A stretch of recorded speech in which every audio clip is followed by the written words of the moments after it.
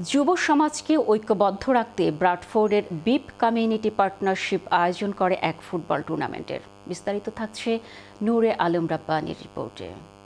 কমিউনিটির যুব সমাজকে সংঘবদ্ধ রাখতে ব্রাডফোর্ডের বিপ কমিউনিটি পার্টনারশিপ ইংল্যান্ডের বিভিন্ন শহরের ফুটবল প্রেমীদের নিয়ে আয়োজন করে ফুটবল টুর্নামেন্ট বিপ সুপার লিগ।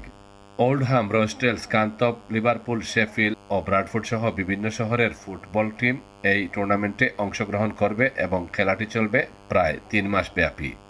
সুপার লিগের প্রথম দিনের উদ্বোধনী খেলায় অংশগ্রহণ করে blessings, Sonar Bangla, Bradford Tigers ও শেফিল্ড টাইগার্স।